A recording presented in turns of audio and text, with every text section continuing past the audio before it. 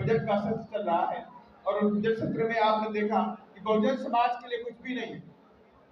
धन्ना सेठों के लिए, बड़े बड़े लोगों के लिए सब कुछ है, लेकिन बहुजन समाज के लिए कुछ भी नहीं। सोना सस्ता कर दिया गया, लेकिन आटा दाल चावल किताबें महंगी कर दी। किताबें महंगी कर दी ताकि किताबें जो बहुजन समाज के बच्चे पढ़ सकते हैं वो महंगी कर दो ना। बहुजन समाज पार्टी बिहार के अंदर एक नई ताकत बनेगी और ये जो दोनों सहोदर भाई हैं, ये कांग्रेस और बीजेपी वाले, ये दोनों सहोदर भाई, ये सत्ता के लिए एक दूसरे को गाली देंगे और ये आ जाएंगे तो सबको लेने से पीछे नहीं हटेंगे। दोनों एक दूसरे के पूरक हैं और संविधान विरोधी ये दोनों। हम पूरे बिहार 243 सीट पर चुनाव लड़ने की तैयारी कर रहे हैं और 243 सीट पर चुनाव लड़ेंगे। गठबंधन होगा कि सर अकेले ही रहेंगे? देखिए, हम अकेले लड़ेंगे या गठबंधन होगा ये बाद में तय करेंगे, लेकिन 243 पर जरूर हमारा बहुजन समाज पार्टी लड़ेगा, इसके लिए आप आश्वस्त हैं।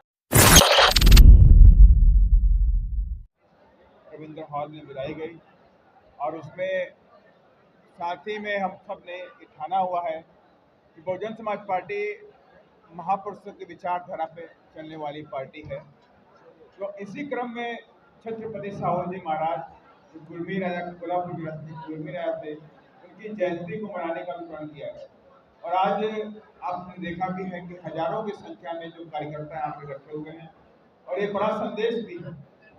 इस बार 2025 में बहुजन समाज पार्टी अपने महापुरुषों के सपनों को पूरा करने के लिए और उनकी विचारधारा को लागू करने के लिए अपने हाथों में सत्ता की चाबी लेने जा रहा है और इसके लिए कमर कस चुकी है बहुजन समाज पार्टी। और आज बहुजन समाज पार्टी के तमाम कार्यकर्ताओं को आगे की रणनीति के बारे में बताया जाएगा, उन्हें काम दिया जाएगा कि आगे कैसे काम करके जो हमारे बहन जी का 23 तारीख का जो हम लोगों को निर्देश मिला 23 जून का, और उस 23 जून के निर्देश को पूरी तरह से ग्राउंड लेवल पे अमली जामा पहना करके महापुरुषों की विचारधारा को गांव-गांव में ले जा करके और ये बताना पड़ेगा कि भारतीय जनता पार्टी और कांग्रेस और इंडी गठबंधन के लोगों की सच्चाई को बताना पड़ेगा, उजागर करना पड़ेगा। ये दोनों पार्टियां, दोनों ग्रुप, ये दोनों सत्ता के लालची लोग हैं, सत्ता के लोग के लिए बातें करते हैं, लेकिन बहुजन समाज के हित के लिए बातें नहीं करते।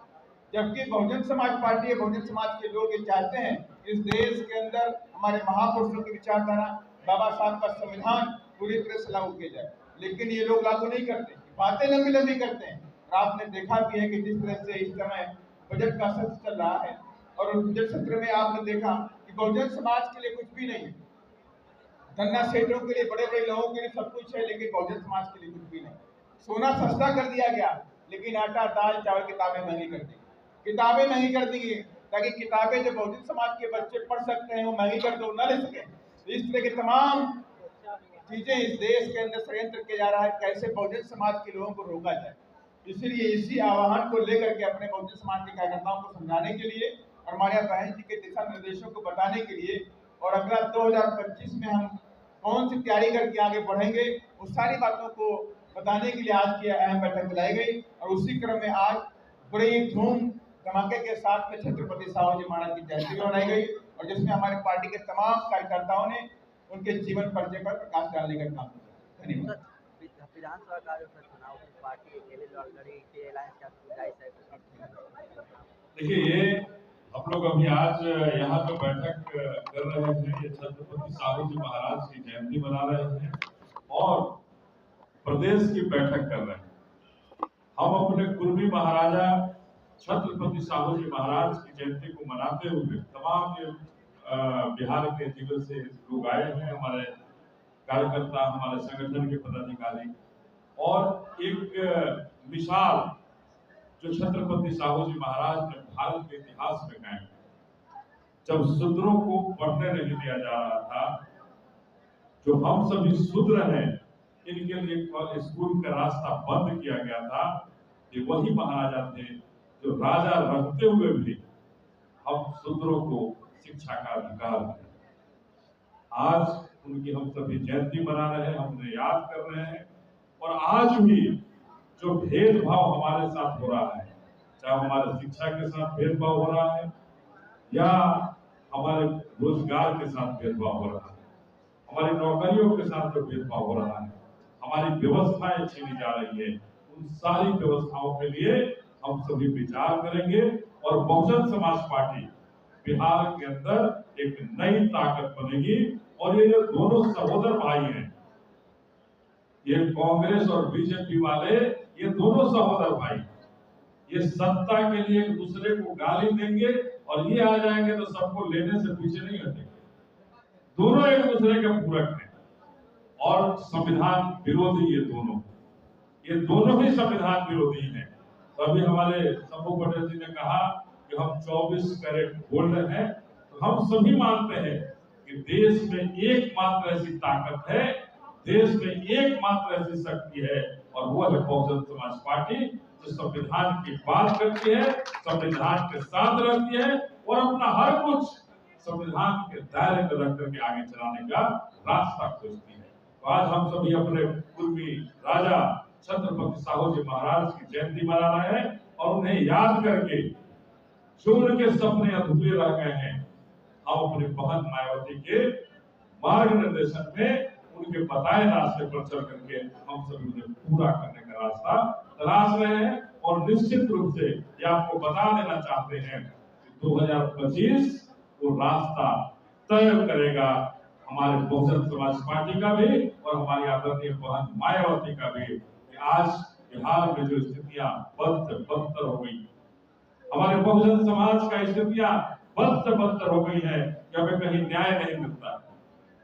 तमाम जगह हत्याएं हो रही है, बलात्कार हो रहे हैं, घटनाएं घट रहे हैं, हमारे लोगों को मारा जा रहा है, दबाया जा रहा है, लेकिन ये पॉपुलिस्ट सरकार सुशासन का नाम लेकर के हमें डराने और धमकाने का काम करती है, ये हमें कभी न्याय देने का काम नहीं करती। हम ये कहना चाहते हैं कि हम सभी आज छत्रपति साहू जी महाराज के नाम पर जयंती ही नहीं मना रहे हैं, उनके बताए रास्ते पर चल करके जो समतामूलक समाज की स्थापना की बात उन्होंने कही थी, जहां उन्होंने ब्राह्मणवाद की समाप्ति की बात कही थी और समतामूलक समाज की स्थापना की बात कही थी, आज भी हमारा बिहार कोसों दूर है समतामूलक समाज की स्थापना से। इस बिहार में बहुजन समाज पार्टी निश्चित रूप से 2025 में समतामूलक समाज बना करके छत्रपति साहू जी महाराज के नाम पर भी विश्वविद्यालय और कॉलेजों का निर्माण करके अपने बहुजन समाज के बच्चों और बच्चियों को पढ़ने का रास्ता खोलेगा। बहुत बहुत धन्यवाद आपको। जय हिंद। संसद भवन से बाबा साहब भीमराव अम्बेडकर के मुख्य द्वार से जो प्रतिमा हटा दी गई है, क्या कहेंगे? देखिए, हमने तो कहा कि ये संविधान विरोधी लोग, ये बहुजन समाज के महापुरुषों को मानने वाले लोग नहीं है। बहन मायावती जी बनेंगी प्रधानमंत्री, निश्चित रूप से सारे जो आप बता रहे हैं वो फिर से स्थापित होंगे।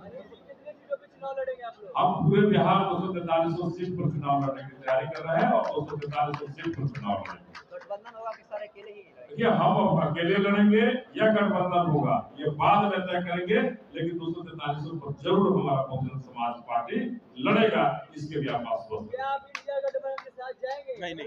हम किसी गठबंधन की बात नहीं कर रहे हैं। हमने तो कहा कि 243 सीट के बाद कोई सीट बचेगा तो गठबंधन कर सकते हैं। 243 पर बहुजन समाज पार्टी चुनाव लड़ेगी और मजबूती के साथ लड़ेगी। धन्यवाद। जय हिंद।